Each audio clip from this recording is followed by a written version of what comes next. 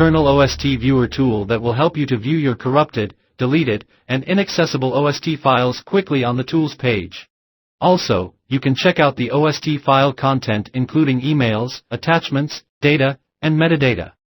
Let's dive into the step-by-step video that will help you enhance your technical knowledge regarding this tool and help you view your OST files easily. Press Windows+S to search for the tool name in the search bar.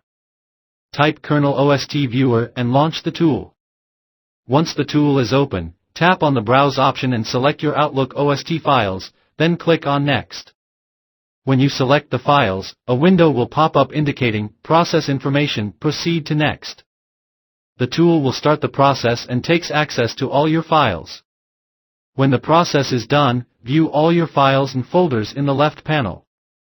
Tap on any folder. Every mail of that folder will come to the middle top section. Tap on any email, which content and including files you want to see. This tool maintains the hierarchy form of the mails, including emails with their complete body. The automatic preview shows the entire body of emails in their original format and arrangement. You can check mails multiple times.